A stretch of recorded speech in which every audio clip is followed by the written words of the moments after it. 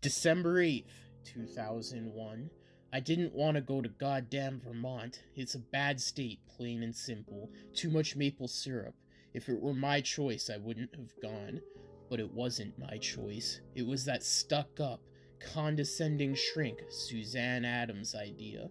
She told me if I didn't go on this retreat, I'd never be reinstated, plain and simple. I glared at Suzanne as she sat in the passenger seat, that smug look she always wore plastered across her milky white face. "Eyes on the road, Pat," she said, her tone light and airy, but I knew she was mocking me. "My friends call me Pat," I grumbled, reluctantly looking back to the tail lights of the next car in our convoy. "You can call me Patrick." There was 8 cars in this procession, each containing a shrink and either a cop or soldier. That said shrink had deemed mentally unfit to continue active duty. I was the former. After a plane crashed into the World Trade Center on September 11th, I was among the first to respond, so my partner, along with 6 other officers I knew personally, guys I'd befriended during my time there, I was the only one I knew that made it out alive. Sure, it got me down, but the way to get me out of it sure wasn't talking about my feelings with Suzanne Adams. I just wanted to get back to work, and this was the way to do it. In case you couldn't tell, I'm not big on talking about feelings. Sure, it's a cliche, the grizzly, guarded cop, but I think I've earned the right to be a cliche. "How much longer is the drive?" I grumbled. She checked her hand watch. "A little under an hour." I rolled my eyes but didn't respond for a while. However, something eventually prompted me to. When the first small flakes of snow fell from the heavens, I ignored them. I figured it was just nature taunting me, that they'd be gone before anything accumulated. Then 5 minutes passed. The snowfall grew heavier, and a white dusting appeared on the road. I was getting annoyed, and I was about to snap at Suzanne when I saw that she seemed to worry about it. "I thought you said that the weather was clear," I muttered. "That's what every station I checked said," she replied nervously. "We wouldn't have to come if it was going to snow. It gets dangerous up here." "No shit," I said. "Don't the roads get closed if it snows enough?" She winced as she looked at me. "Yes," I sighed. "Come on, it's not that bad. If it got to the point where we wouldn't be able to turn back, someone ahead of us would have pulled over by now," she said, trying to recover. I reluctantly resolved myself to waiting until her point could be disproven. As we drove on, however, the snow thickened. It was quickly becoming a borderline blizzard, with flakes as big as my thumb being whipped at the windshield, the wipers frantically scrubbing back and forth to keep visibility up. However, it eventually became impractical, as the snow piled up to block my view became less of a problem than the sheer density of the flakes coming down. It was like a blanket, an impenetrable wall of white. I was driving blind, so I slowly rolled the car to a halt and looked over to Suzanne, who wore a look that was a combination of nervousness and apology.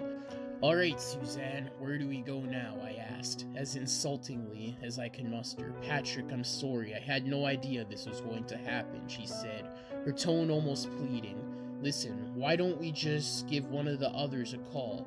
They'll tell us where we are." "Reception's going to be a pipe dream up here," I muttered, but she tried anyway. Of course she did. She was that kind of blind optimist. She pressed the tip of her phone to her forehead, biting her lip as it rang. It barely emanated 2 rings before cutting out. "All right, now what?" I asked. "Let's keep driving," Suzanne said. "I think that's what you're supposed to do when you're lost, right? If you double back, it decreases your chance of being found." "That doesn't make any sense," I replied, but I really had no experience to base the claim off of. "Just do it, it's better than just sitting here," she quickly told me. I shrugged. Her logic seemed sound. I turned on the high beams and leaned forward, driving at a crawl as I tried to remain on the road. It was a painstakingly slow process inching forward through the dense snow, and though the small clock on the dashboard told me it had only been about 10 minutes since the snow had started, I was convinced it had been much more. By some miracle, the snow lessened for a few minutes, and I was able to see the road. I couldn't recognize a thing, and when I turned to Suzanne, she had a similar look of confusion. "Where are we?" I asked. "This isn't anywhere on the way to the retreat. I've driven the route dozens of times," she told me, with a look of worry that far exceeded what I believed our situation to be. "So, at least we're on a paved road. It's not like we're stuck in the middle of the forest," I replied. "We can just turn back. We'll eventually get back to the road." "No, you don't understand," she said. "There are no wrong turns to make. It's a straight shot through to the retreat." "Then where the hell are we?" I asked. "There's no way." She trailed off for a moment. "Do you think we could have overshot it?" "Not a chance," I shook my head. "It's only been 40 minutes, and for 10 of those, we've been going half a mile an hour. We're barely halfway there by my guess." "That's impossible," Suzanne replied. "I've never seen this road in my life. Maybe it's just the snow. It tends to make things, whiter," I pointed out, but she wasn't amused. "Come on, Patrick, seriously," she said, exasperated. "I know what I'm talking about.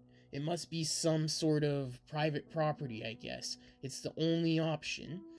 But still, I don't understand how it could have gone up in between now and the last time I was here." "Well, if it's developed, that means there's people there. If there's people there, we can find out where we are." "I don't like that idea. We don't know what's in there," Suzanne argued. "It could be a government facility, or it could be a house full of crazy people. I mean, they'd be living a secluded life up here. What if they're cannibals?" "They can't be much crazier than spending the night in the car," I replied. "We're a quarter tank. There's no way we'd make it through the night." "Really?" she asked. "Do you think we could survive without the heat?" I sighed. "Alright, let's say we somehow manage to survive the temperatures that will most likely drop well below zero tonight. What happens when we wake up to find the car buried in 6 feet of snow? I'm guessing AAA doesn't cover this area. What then?" She pursed her lips, thinking about it for a moment. "Alright, I guess that's the best idea," she relented. I nodded and put the car into gear, resuming our drive. We didn't speak until we reached the lights. At first they appeared as pinpricks in the distance, and I ignored them on the chance that they were figments of my imagination. But as we got closer, they grew in size, and it became clear that they were real. What wasn't yet clear was what they were, but that would soon become apparent. The snow suddenly cleared out, and after a few swipes of the windshield wipers, we could see why. We've driven under a protruding roof that jutted out from what seemed to be a large house, and directly in front of us was a wide window revealing a ballroom, along with its occupants. What must have been nearly 50 people were inside, some dancing, some simply mingling about, but all of them were wearing lavish, intricate masks covering their faces. They were all dressed up to a black tie standard, and none of them seemed to notice our car. I exchanged a glance with Suzanne and saw that she was equally unnerved.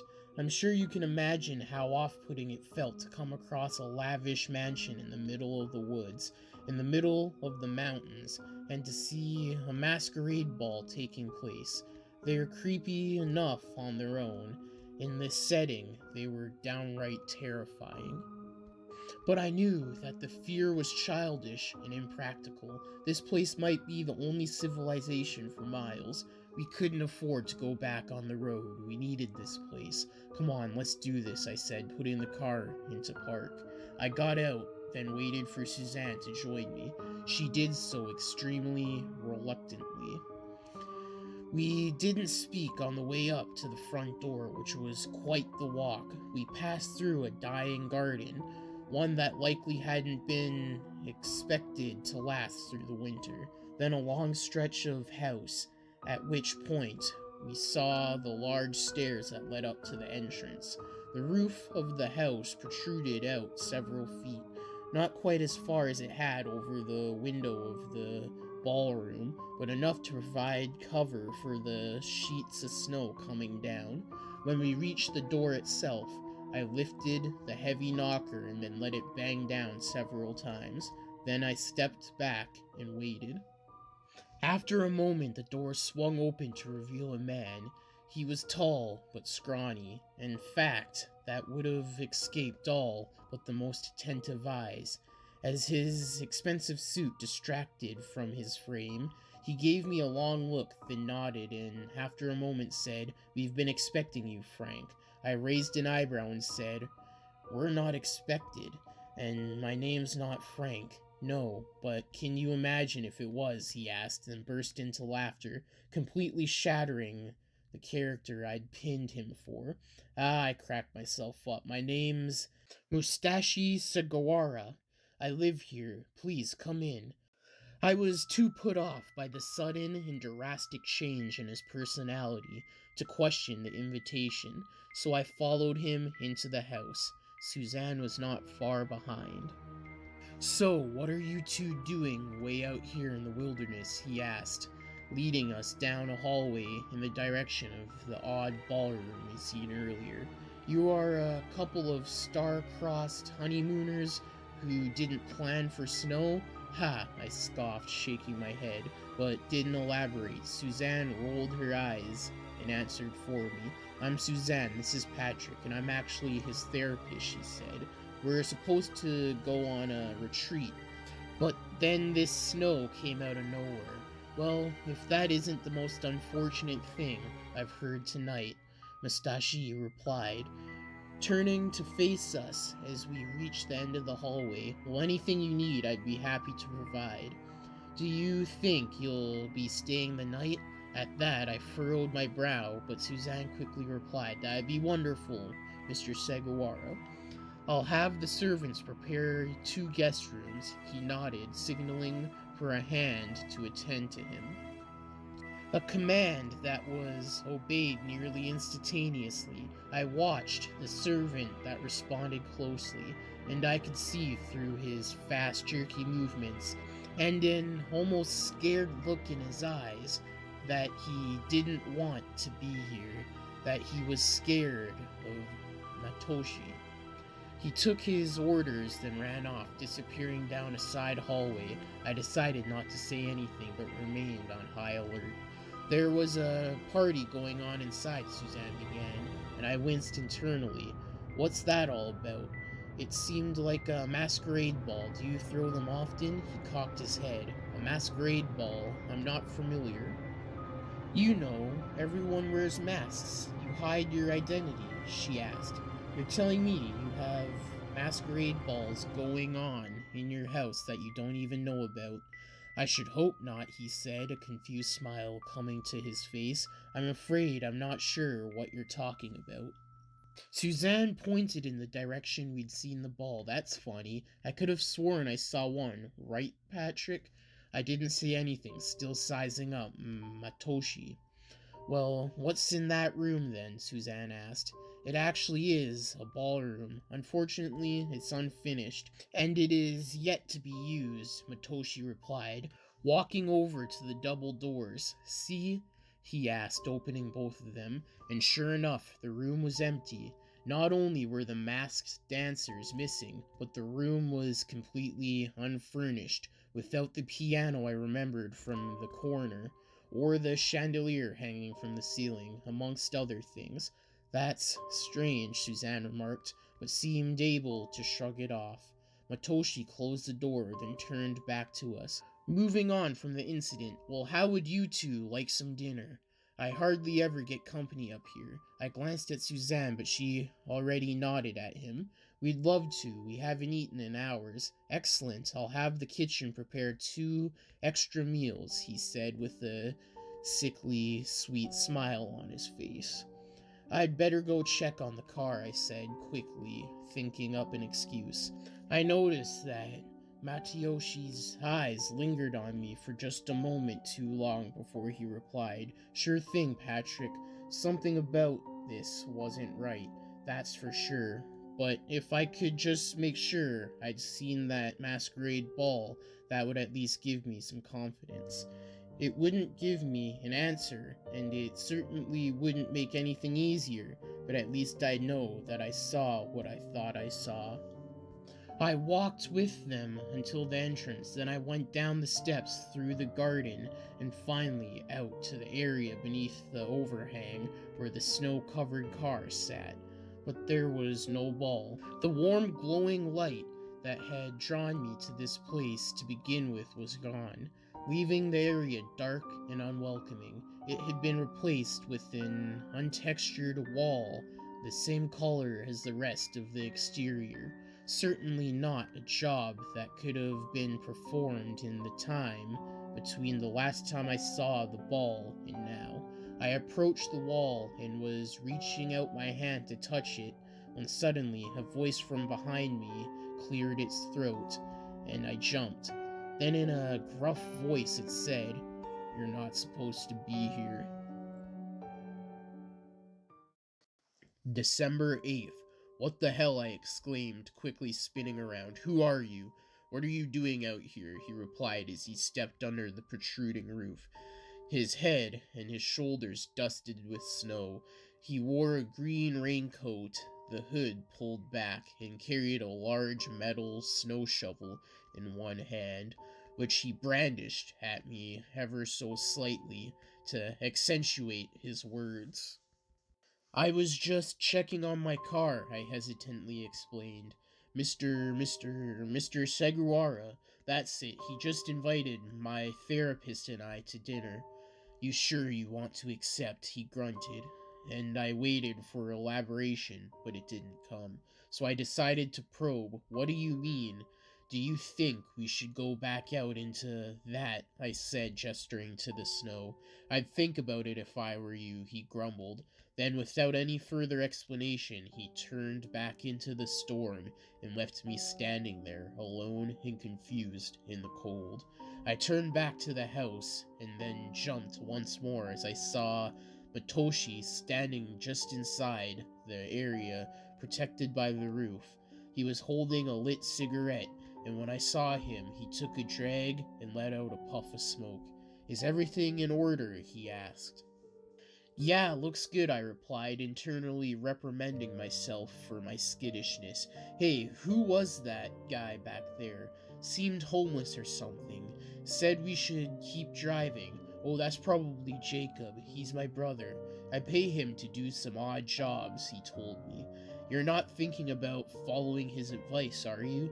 "Yeah, I don't think so," I shook my head. "That'd be suicide." "I'm glad," he replied. He didn't say anything for a few moments, then continued. "You may be here for a while. When it snows like this, the plows are in no hurry to get this far up into the mountains." "How long do you think it'll be?" I asked. "I mean, I'd prefer to be home sooner rather than later." "I'm not sure how likely that'll be," Matoshi replied, with an air of apology, taking another drag of the cigarette. "There's no way to tell for sure, but if I had to guess, I'd say at least 3 or 4 days." I sighed. "Sorry, I guess." "Don't be ridiculous. It'll be enjoyable to have some company," he said, patting my shoulder, and I suddenly realized this exchange wasn't quite in character with the goofy, energetic man that had invited us to dinner. With my recollection of his initial personality, I also remembered my mistrust of him, mentally berating myself for lowering my guard to a possible fabricated interaction.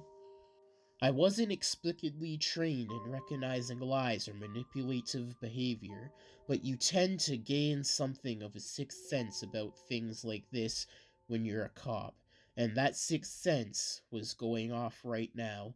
"Let's head back inside," I said cautiously, and I noticed an ever so slight twitch in his left eye when I said it. "Let's," he replied and stepped aside to allow me to pass first. We re-entered the house, and he directed me down a few hallways until we reached the dining room, where Susan sat along the table, empty except for her. 3 places were set, Susan's one across from her, and the last between the 2 at the head of the table. There was no food out, but the aroma of cooking meat wafted from a kitchen somewhere deeper in the house and reminded me of how hungry I was. I hadn't noticed in the face of the blizzard, but I was starving. I told myself to make sure not to eat until I saw our host do so, and joined Susan at the table. "Everything all right?" she asked, and I nodded. "Seems like we might be here a bit longer than expected," I told her. "You might want to tell your shrink buddies we're not coming. It looks like it'll be almost a week before we can get out of here." "I've tried, still no signal," she replied. She glanced over to Matoshi to ask him to borrow a phone, but he had disappeared. "Where'd he go?" she asked, and right as the words left her mouth, the doors at the end of the room opened and he returned. "I apologize. I have heart medication I must take before every meal," he informed us, returning to his seat at the head. "Dinner will be coming momentarily. What were you saying?" "Oh, it's nothing," Susan began, but I interrupted before she could continue. No, I think we should ask him," I said. "Matoshi, do you have a phone we could use? We want to call ahead to the retreat center and the others. Tell them we're alright." "Certainly," he replied, an unexpected answer. "There's a phone down the hall, and to the left," he added, gesturing to the door behind him. Susan left to make the call, but she returned less than a minute later, a confused expression on her face. "It was out," she explained. "Nothing, just a dial tone." "That's strange," Matoshi observed, sitting back in his seat. "I would have thought the power would go out before the phones, or at least simultaneously." "Yes, strange," I concurred, staring at him for a moment. He seemed genuinely confused by it, but I had a feeling that sort of genuine emotion was easy for him to fabricate. However, before the conversation could develop, there was a flurry of activity as dinner was served, servants streaming into the room, laying out dishes in the center of the table, and it was a luxurious meal. I noticed that it was served family style, meaning we'd all be eating the same food, and that assuaged my fears slightly. I still waited for Matoshi to take the first bite, but when I saw that he had no adverse side effects, I began hungrily devouring the meal. Conversation was sparse as we ate. We were all quite hungry, and we finished the meal quickly. When we had, Matoshi leaned back in his chair and suggested we retire for the night. Suzanne and I both agreed, and he had servants bring us to our rooms. Then the stress and fear of the day hit me. I collapsed onto the bed and fell asleep in my clothes. It was a short, dreamless sleep, and I woke up an hour later. I knew something was wrong. My head had cleared, and I realized I'd certainly been drugged. I'd always had an ingrained tolerance to sleep-inducing drugs, and it may have saved my life just then by pulling me from the forced slumber before expected. Cursing my ineptitude, I sat up in bed, the drowsiness fading fast. A glance at my watch told me that it was 11 o'clock, which meant that they'd had the time to do something with me, but hadn't. I swung my legs over the side of the bed and checked my pockets, which were empty, except for a utility pen and the keys to Susan's car. The items I had in them prior to being drugged. It at least meant they hadn't searched me. After checking my person, I glanced around the room. It was fairly big. I estimated it to be about 20 by 18 feet, but there weren't any closets or bathrooms.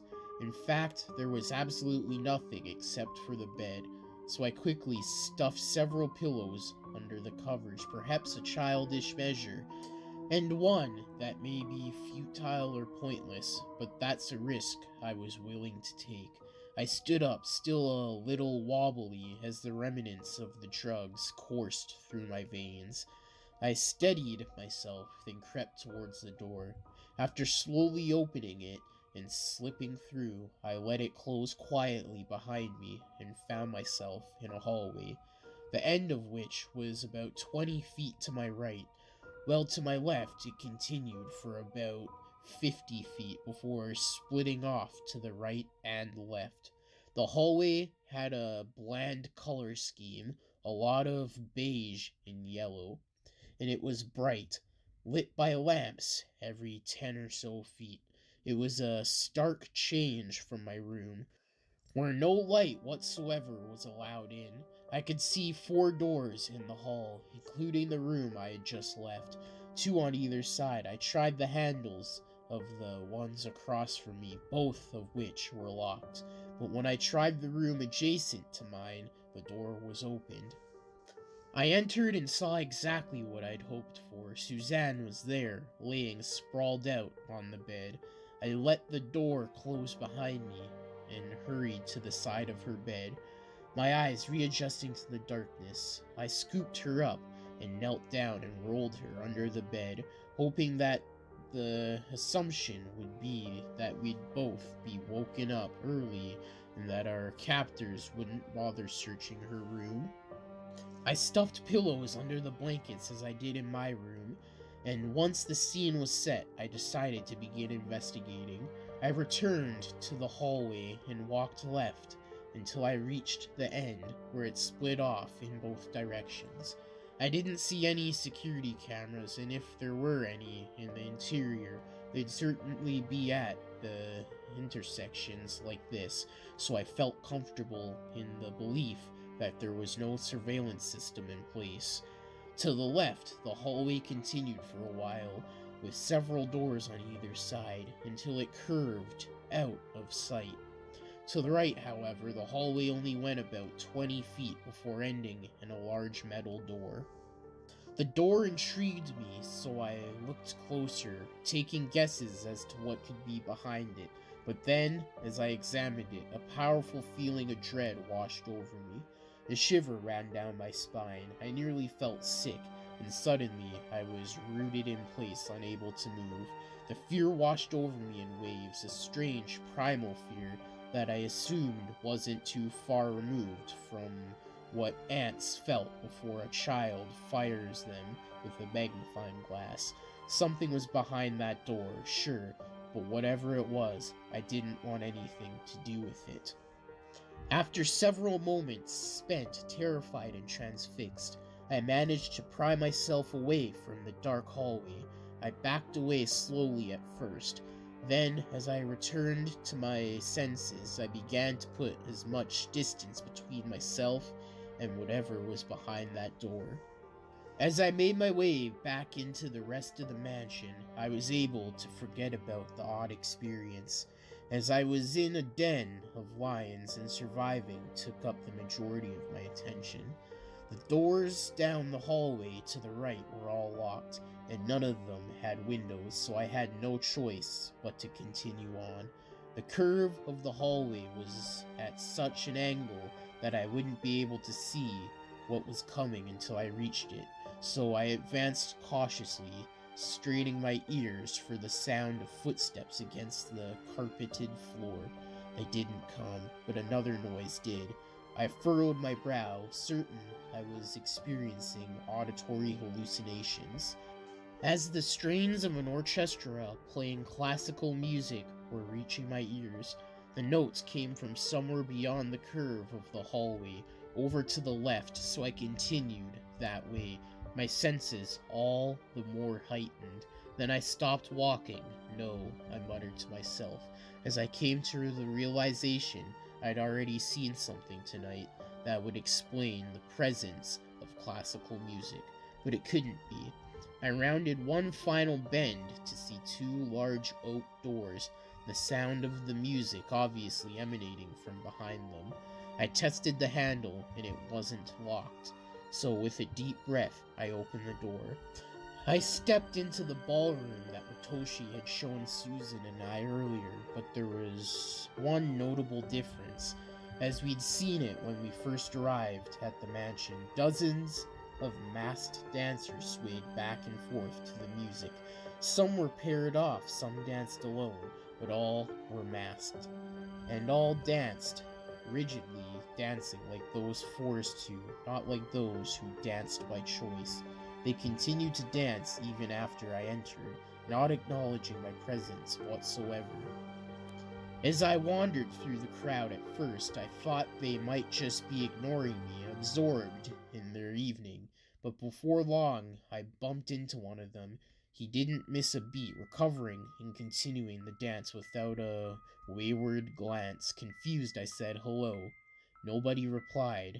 I whirled around confused as the crowd of masked, well-dressed dancers continued their slow waltz. I approached one of the dancers and asked, "What's going on?" When she didn't reply, only continued dancing, I grabbed one of the dancers and shook her by her shoulders. "What is this place? Why are you here? What are you doing?" With harsh, jerky movements, she broke free from my grip and resumed dancing, hurrying to catch up with the others as to not fall behind. I stared at her for a moment, an inkling of fear making its way into my emotions. The music began to grow in intensity. I spun around frantically, trying to find any indication as to what any of this could possibly mean. There was nothing. Only masked dancers, rhythmically swaying and stepping, all with a panicked, terrified look in their eyes. And me. December 8th, as I stood in the middle of a mass of faceless dancers, the music began to reach a peak in intensity, the tempo speeding up and the volume increasing. I looked over to the orchestra, but my attention was quickly drawn to a balcony directly above the players. There, several people stood, ominously watching the ball. They each wore black masks with vertical stripes running down the middle, most silver, except for the one at the forefront. His stripe ran with what must have been real gold, shining in the light from the ball. This man looked directly at me. When I noticed his stare, he held up a finger, a gesture ever so slight, but one that silenced the room. First, the orchestra ceased their music, then like a wave, the dancing stopped. Slowly, every dancer turned to face me, and for a moment, everything was still. I shifted my weight from foot to foot, uncomfortable with the tension in the room, and just when it was about to reach a breaking point, the man with the gold mask spoke. "Mr. Johnson, you have proved to be quite the problem."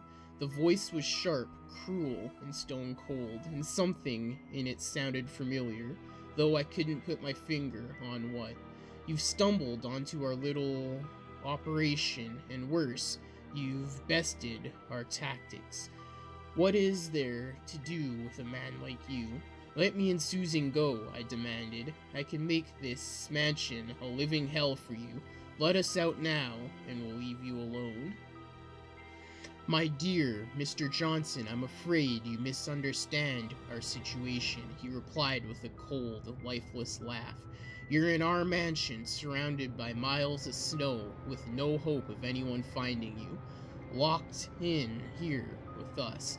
There is no cavalry coming tonight, I'm afraid." "That's where you're wrong, asshole," I said. "You're locked in here with me." There was another humorless laugh, and then he slowly reached up, grabbing a hold of his mask. "Mr. Johnson, just what do you intend to do?" he asked, removing the covering to reveal what was probably an expected face, Matoshi Seguara.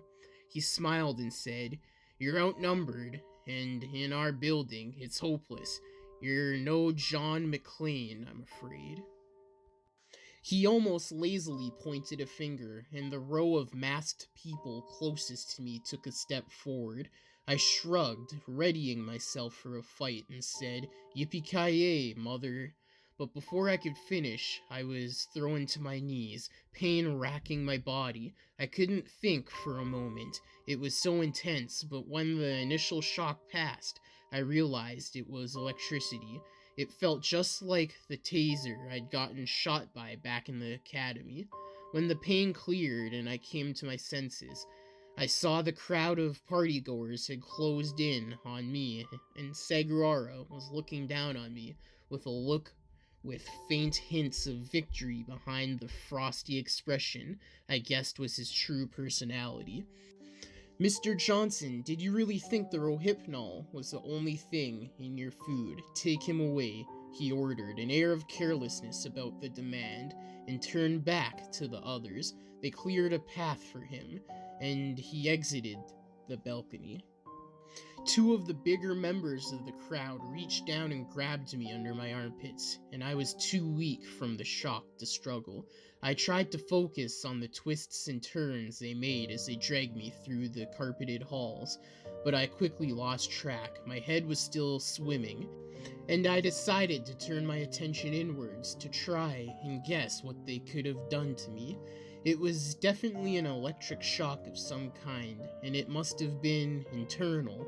I would have noticed if it was caused by an external force, and besides, Saguara's comment about the food all but confirmed it. The heart medication, I thought to myself, must have been an antidote. He knew I would have been more likely to eat a family-styled meal. Slipping some sort of shock device in and determining which one had entered my system must have been easy. He's a smart prick, that's for sure. When we finally stopped, it was in front of a simple door with a tiny window in the middle of it. The interior was dark, so I wasn't able to make out much, but one of the masked people stepped ahead and opened it. The other carried me in. Inside was a large, round room made of stone, at least 100 feet in diameter. There was no light source in the room. The glow from the hallway lights spilling in behind us to illuminate a rectangle of stone floor. From that, I could see an unnerving sight. There were dungeon-styled chains every 10 or so feet on the wall, and several of them were occupied by what had to have been prisoners. They weren't honorable guests, that's for sure. The chains allowed for about 5 feet of leeway, so they had some maneuverability, but they couldn't really interact physically with other prisoners. As my captors walked me across the room, I saw the chains were attached to a loop on the wall. Then they stretched up, following the curve of the roof, and then connecting to a massive stone pillar in the center of the room. You couldn't break the chains without breaking that behemoth first.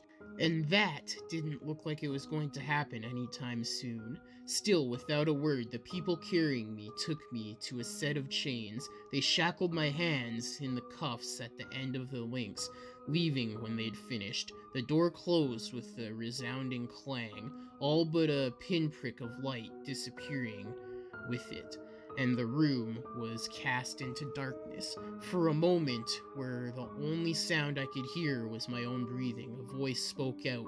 "Who's the new guy?" it asked. "Me," I replied. "Who are you, and what is this place?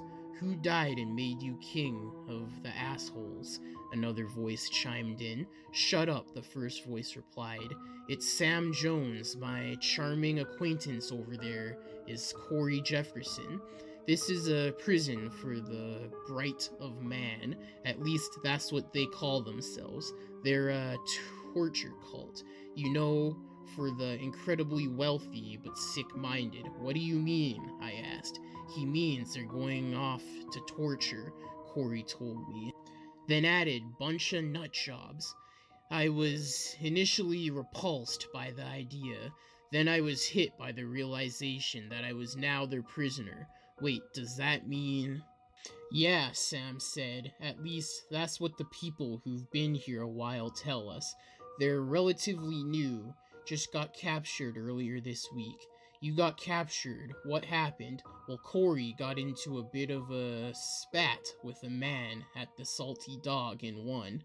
but it turns out he has higher connections than us. A few days later, some of the cult muscle broke into our house, and well, now we're here. Salty Dog down in Flu Hall? I clarified. There was a pause. Flu Hall, Sam replied. No, this was in Reno. Why would I be talking about Flu Hall? Holy shit, I breathed. What? We're in the Green Mountains, I informed him, in Vermont. You're kidding, Corey said. How the hell we'd get from Nevada to New England? They must have drugged us and shipped us out, Sam filled in. Who knows how long we've been missing? You know what this means? I asked. They're not just a local operation. They got to have a web that stretches out at least across the country. 3,000 miles isn't an easy distance to ship two unwilling people across. How do you know where we are? Sam's voice suddenly held a hint of suspicion. Weren't you drugged and kidnapped too? No, I was on a retreat when a blizzard hit, stumbled across this place and asked to stay the night. Segawara drugged us during dinner, I explained, and grunted as I finished the project I'd been working on behind my back during our conversation. With a click, the hairpin I always kept in my back pocket disengaged the ancient lock on the chains, and they clanged to the ground by my feet. Alright, I'm out, I told them. What? Sam exclaimed. Out of your chains? I'm a cop, kid. I know how to get out of a squeeze, I grunted. I'd actually learned that trick after losing a key to a pair of handcuffs, the kind not meant for police work, but I sure wasn't going to tell him that. Does anyone else know how to pick a lock? I do, was a muffled call seemingly from the other side of the room. Keep talking, I replied, following the sound of his voice. When I reached him, I unlocked his chains and handed him the pin. It might take a while, but free everyone. Stay here. If a guard comes in, jump him and take anything useful. I'll call the cops when I get out and send someone back for you. Really, you're just going to leave us here? Sam asked. That seems dangerous. What if something happens to you? What if you forget? I'm not your babysitter, kid, I told him. You'd be in a hell of a worse situation if I hadn't been here. So there's my good turn for today. I don't owe you anything. What the hell, Corey exclaimed, stepping towards me. These people have tortured us. Now you're going to leave us alone with them. I can't afford distractions, I replied. Taking you with me would be a liability, and one that could get me killed. So you expect us just to wait here, Sam interjected. What, and wait for someone to come along and kill us? I don't expect it, I recommend it, I corrected him. Do what you want, as long as it doesn't involve putting my life in danger. You can't, Sam began, but I was tired of it. I've wasted enough time already. I can, and I will, I said, turning around and making my way towards the exit. Don't follow me. And those were the last words I spoke to them. The door wasn't locked. They must have assumed nobody would break out of the chains. So I quietly opened it and stepped out into the hall. December 9th. I didn't feel bad about Sam, or Corey for that matter, just like I didn't feel bad about Susanna. To me, it was the same situation. All three of them would have been dead weight that I would have had to worry about if they had come with me.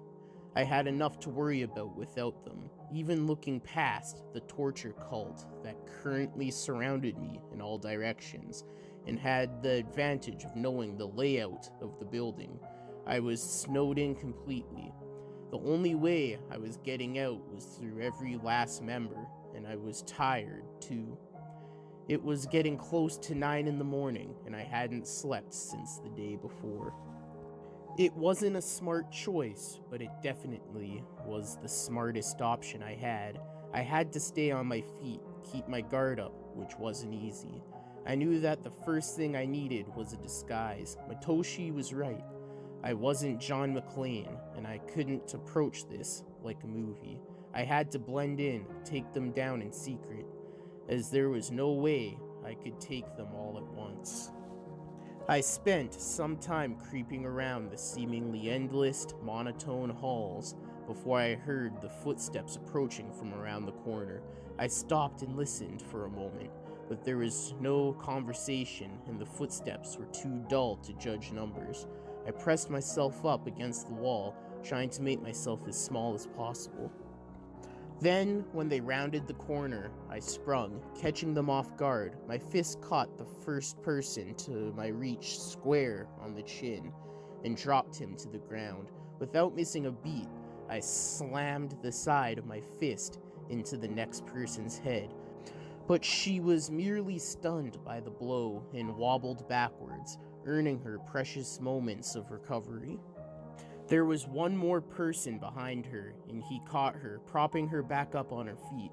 I rushed forwards as he opened his mouth to say something. Then I leaped off the ground, planting both my feet in a risky kick to her chest, pushing her back into him, then tucking into a roll as I hit the ground. When I made my way to my feet, probably a lot slower than I would have 10 years ago, the woman had stood, but the man had seemingly gotten the breath knocked out of him. The woman cautiously advanced, and I went on the offensive, throwing a hard cross that she handily deflected.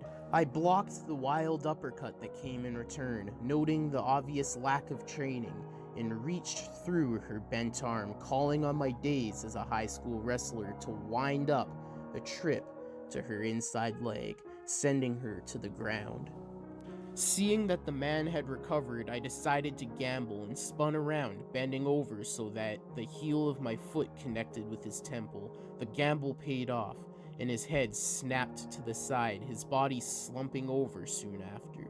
I stood and stomped on the head of the woman on the floor to ensure her unconsciousness, momentarily feeling a flicker of remorse, but it was soon overtaken by the insanity of the situation. The people seemed to be guards, dressed in similar outfits to the ones Matoshi and the others on the balcony had worn, although notably less ornate. They were simple black robes extending deceivingly to the wearer's feet, though two separate leg openings allowed for full range of motion. They wore masks, though unlike the intricate ones that covered the entirety of the wearer's face, these were plain cloth masks, just concealing the eyes. I selected the guard closest to my large frame, a feature I would have traded for a less prominent one in a second in this situation, undressed him, and put his robe on over mine. They were a bit tight, my jeans were slightly exposed at the bottom, but I was confident that it wouldn't amount to anything. I slipped the mask over my eyes, and with my disguise in place I continued into the mansion. I had no real idea where I was, or even where I was going for that matter, so the turns I took had no real bearing, so long as I remembered them. That was no problem for me. I'd been chasing criminals down alleyways in New York for too long to forget which direction I went in a situation like this. It wasn't long before I came across more footsteps, but this time they were clearly more of them. Certainly too many for me to take on. I simply merged with them as they crossed the hallway I was in, expecting some sort of questioning, maybe a reprimand. But they said nothing, merely opening a spot for me in the ranks. I had planned to mingle with them, maybe start up a conversation with the first group I was able to blend in with, but there was absolutely no way I could do that without attracting attention to myself. The guards faced unblinkingly ahead as they walked, not breaking concentration for a second. They looked like drones marching in lockstep that took me some time to get into.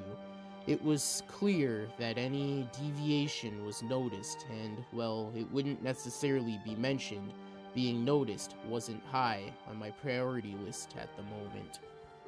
The eerie silence of our march continued on for several minutes, and as we walked I began seeing areas of the mansion I recognized. We were near where I had been, and Suzanne was currently being kept and headed for our rooms. I decided not to blow my cover, simply observe what they were going to do with her and not make a fuss until I had to. Luckily, or since her room was the first we came to, they stopped at Suzanne's door first. I almost bumped into the guard in front of me when he did so, as it was so abrupt and again, wordless. The two guards at the front stepped forward and entered Suzanne's room, returning moments later carrying her slumbering from between them.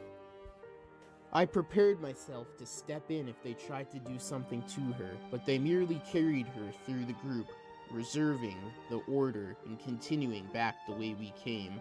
Now I was near the front, and I had to be on high alert. I was in the second two-guard row, so every mistake I made would be amplified. I was so wrapped up in not blowing my cover that I didn't realize where we were going until I felt a chilling cold grip my spine, and we turned a corner. The metal door I'd seen earlier lay at the end of the hallway, and it terrified me just as much as it had the first time I'd come across it. In fact, I even had a physical reaction to it, lurching over before I managed to catch myself. I glanced around quickly, hoping that my slip-up hadn't been noticed, and luckily it hadn't. It seemed like my experience wasn't unique, as the group had stopped to allow us a moment to adjust to whatever it was we were experiencing.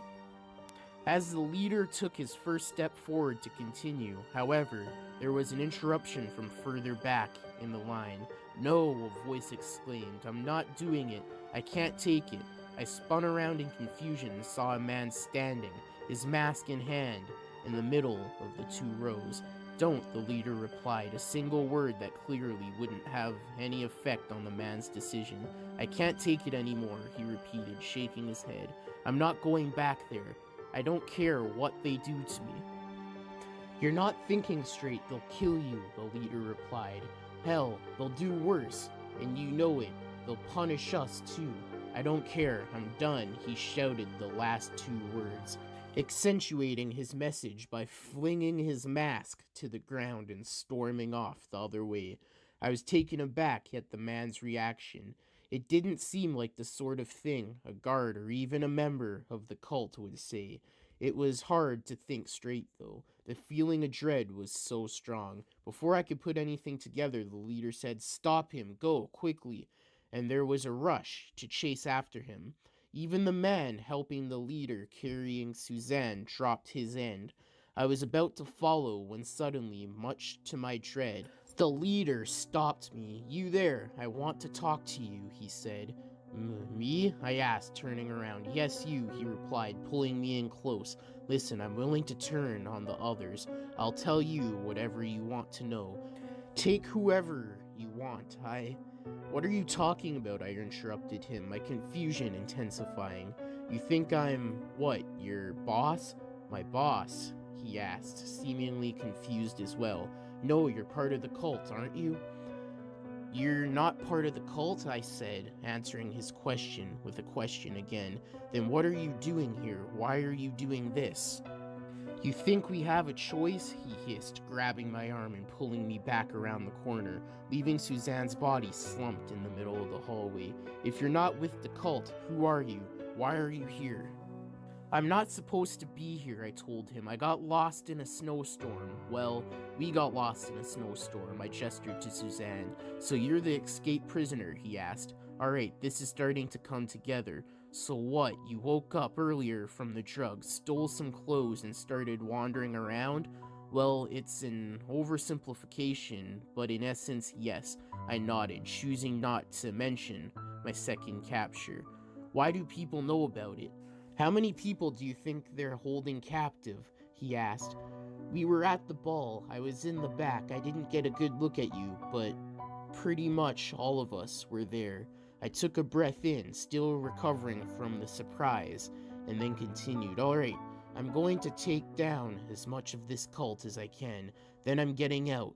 What's the best plan?" "I'm glad you asked," he replied with a sly grin. He launched into the explanation with a slightly overzealous enthusiasm. It became evident that he'd given the idea much thought.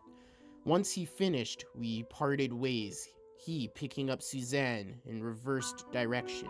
Making his way for an emergency tunnel he told me the cult kept in the event of a heavy snowstorm. Trusting him blindly may not seem like the best idea, but he gave off a feeling that he was for real. And besides, I didn't really have a choice. If he was going to turn on me, the alternative would be questioning his loyalty and most likely getting turned in anyway. I had one thing to do before making my escape, and it wouldn't be an easy feat. The tunnel was very secure. They obviously didn't want anyone getting in, or going out for that matter. So while it would be some trouble entering once I got there, none of the cultists would be able to give chase. However, there's still the matter of getting in. There was 2 copies of the key, and both of them would be fairly difficult to steal. The first was with Matoshi at all times. Apparently, if all else failed, he wanted to be able to get out in the event of an emergency. The second and more viable option was located in what the prisoner had told me was the central hub of activity, located in approximately the center of the building. It consisted of a resting area for cultists, an armory, and Matoshi's personal office, which he would not be occupying for some time. The key was in a little room that was more of just an offshoot of the armory, which contained keys for every room in the mansion. The room was protected by a little old man named Koyo Muri, who I was told was also a captive of the cult, and shouldn't put up too much of a fight if he was the last line of defense. The tricky part would be getting to that point. I jogged through the seemingly identical hallways, zigzagging around corners and leaning on the memory that had been hardened by years in the Force to keep the prisoners' directions. I didn't run into any guards, or prisoners for that matter, until I was within a few hallways of the central area. There were 2 guards standing at the edge of the hallway I'd just entered, and I quickly approached them, keeping my head down until I was only about 5 feet away from them. "Where are you going?" one of them asked as I drew near. "You lost or something?" I didn't reply, and the second one said, "Hey, he asked you a question." As he said it, he stretched out a hand to impede my progress.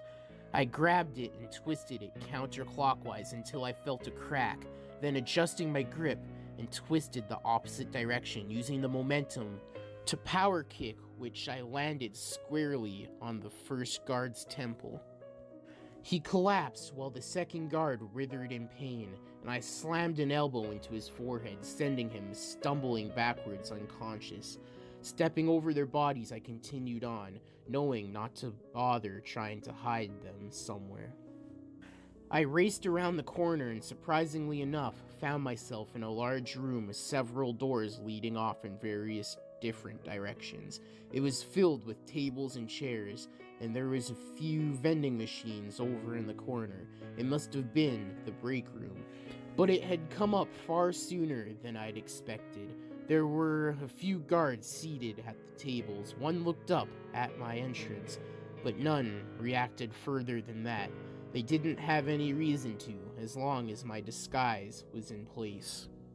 I nodded at the woman who looked up at me. She returned to a book she was reading, and I made my way towards the armory. It was a spectacular affair, stocked to the brim with some of the most expensive weapons I had ever seen. It wasn't just guns either. There were grenades, riot squad gear, what looked to be an electric cattle prod, and even several landmines. I was taken aback at the pure force the room contained, as it looked as if the cult were preparing for a war. They couldn't possibly need landmines for torturing their captives, and those aren't the kind of things you keep laying around if you don't intend on using them. However, I knew time was a crucial factor at this point, so I walked to the back of the room and slipped into the key room. I quietly closed the door behind me, and when I turned around, the man that the prisoner had described to me stood there, merely watching me. I quickly held the finger up to my lips, then with my other hand I took off my mask.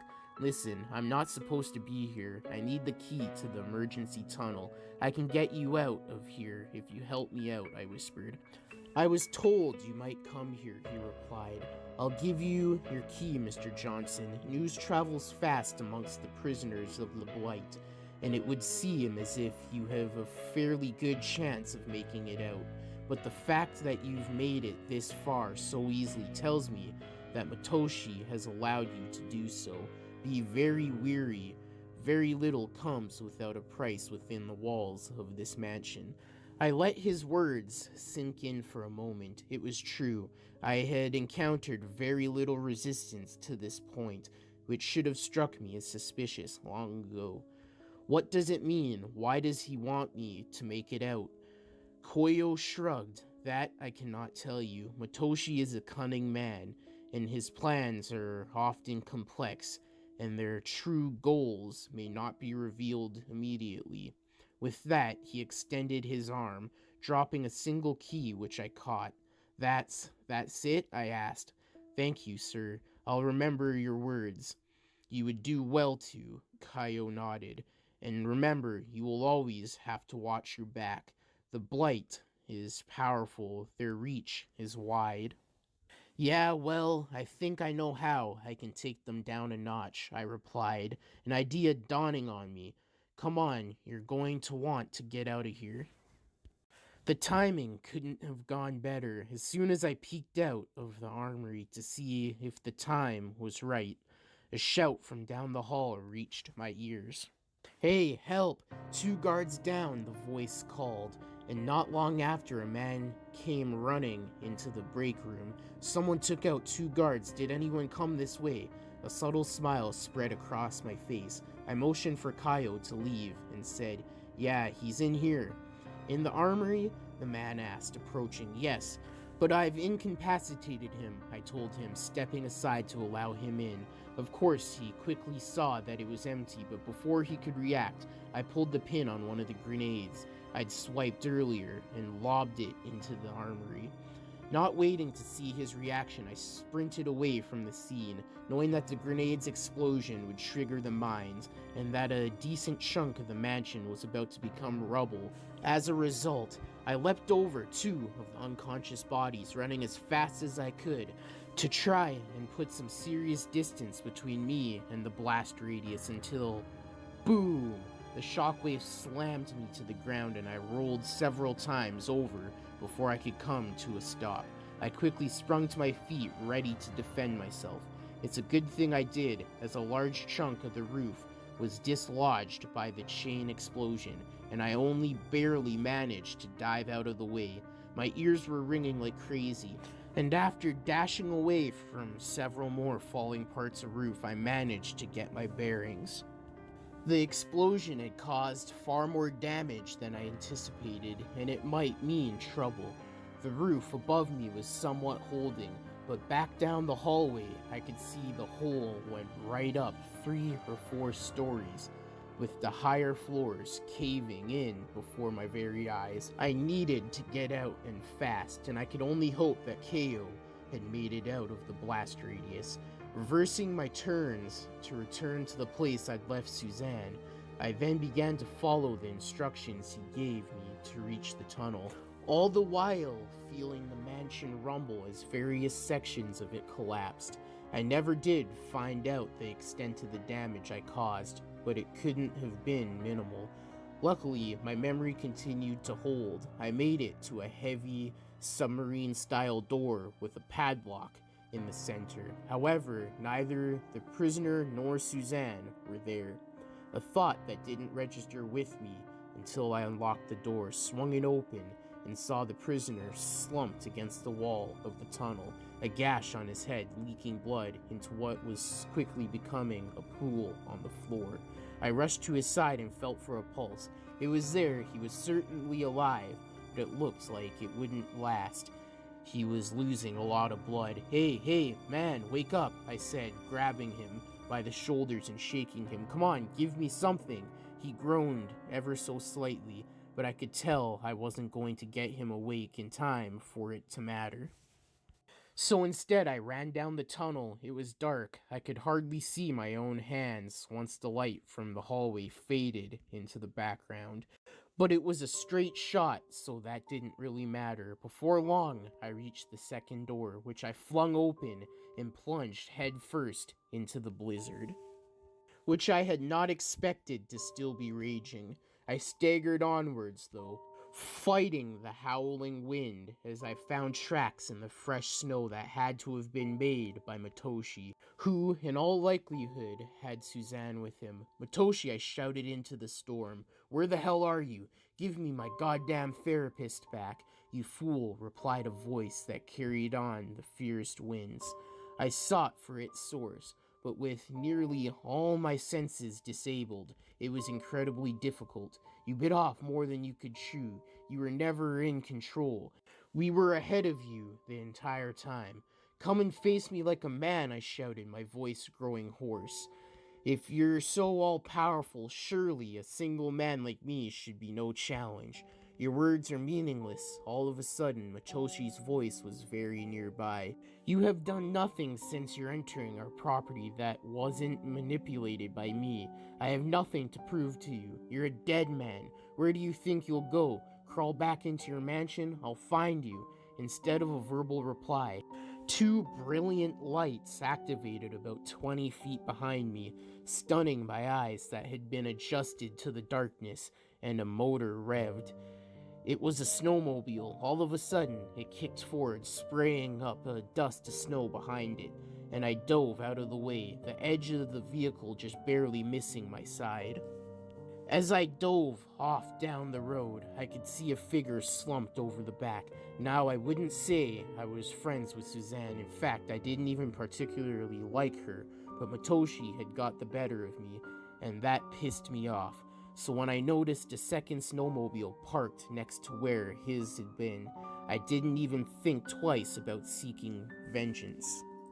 I had driven a snowmobile only once before in my life, on a search and rescue training operation, but the controls were fairly simple, at least to me.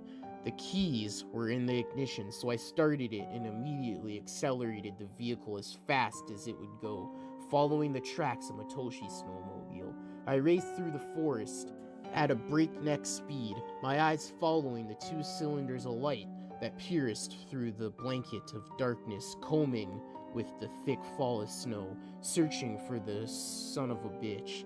I gripped the handles of the snowmobile tightly, seething with rage at being defeated, at Matoshi, at being brought here to begin with. Then I saw lights up ahead. Excited, I gunned the accelerator, pushing the machine to its limits in anticipation. However, as the lights got closer, I realized they weren't the lights of Matoshi's snowmobile. I swerved to the right, knowing I was going far too fast to be able to stop otherwise, and the snowmobile rolled off the road. I jumped off in time, but I slammed into a tree at a velocity high enough to produce a sickening crack upon impact. "Christ almighty," I groaned, clutching my rib cage as the flashing blue and red lights approached me. "What the hell are you doing, blocking the road like that? There's a kidnapper on the loose, didn't you see him?" Only report we heard was of an ex-cop that failed his psych evaluation going missing with his therapist. The officer replied, standing over me. "It just so happens that you match the ex-cop's profile. Mr. Johnson, the question is, where is Miss Adams?" "What are you talking about?" I scoffed, the pain in my chest flaring up, inciting a wince. "I just told you where she was. The rich guy that lives up here kidnapped her. Go get him." "What are you talking about?" the officer replied, taking the handcuffs off his belt. "No one lives in a 50-mile radius of here. You're the last person to see Suzanne Adams alive." No, you idiots," I exclaimed, struggling to rise to my feet, wary of the fact that both officers' hands wavered over their pistols as I did so. "This is what he wants. I'm an idiot. I should have known. I'm going to get stuck with the blame, and he's going to get off scot-free. You have to believe me. Just go search for him. He's out there." "Seems to me there's a reason he failed his psych evaluation," the second officer muttered under his breath, but I heard him. "I'm not crazy," I shouted, brandishing the fist that wasn't clenched to my ribcage at them, and that finally warranted them both to draw their weapons. "Sir, I'm going to have to ask you to calm down," the first officer said. "You're under arrest for the kidnapping and possible murder of Suzanne Adams. You have the right to remain silent. Anything you say can and will be used against you in the court of law. You have..."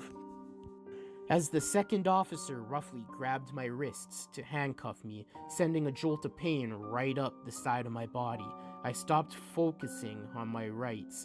I hadn't won. I hadn't even come close. Everything I'd done, Motoshi had wanted me to do. He was right. He had manipulated me every step of the way. He had entirely defeated me. The two officers brought me to their police snowmobile, seated me between them, and we began driving off into the night. I looked to the snow in front of us, and there was no tracks, obviously having been filled in by the snow. Or was it? Had Motoshi and the mansion even been real? Or had the events of the months prior truly taken their toll on my psyche? Had I finally gone off the rocker, invented some crockpot story about a torture cult to justify taking my rage out on my therapist, and then killed her? As we cut through the Vermont night, I contemplated the possibility, and the more I thought about it, the more apparent the answer became. Hey guys, thank you for listening to today's Creepypasta, and I hope you enjoyed. I do have a podcast called The Murder House Radio Show. Check it out. The link will be in the description below. It is a true crime podcast. But if you did like, comment, subscribe, and share for more. Hit the bell notification when you subscribe. Then select all to get all notifications whenever I upload. I upload 6 days a week, Monday to Saturday, at least one video a day. Now all the long episodes and full series of creepypastas are on all major podcasting platforms under the name deadly_zone_narrations. There will be a link in the description. Also, go follow all the social media accounts that are in the description below. I do have a subreddit called Deadly Narrations. The link will be in the description. Also in the description below are the sources to the creepypasta and the music used, so go check those out. Let me know what creepypasta you'd like to hear next, or if you have your own you'd like me to narrate. Or if you have a creepypasta series you'd like to hear, send them to me on any of the social medias in the DMs, or to my email address, which is also in the description, or leave them in the comments below. Also, in the description below is the author's social medias, if they have any listed. But that's it for today's creepypasta. I hope you enjoyed.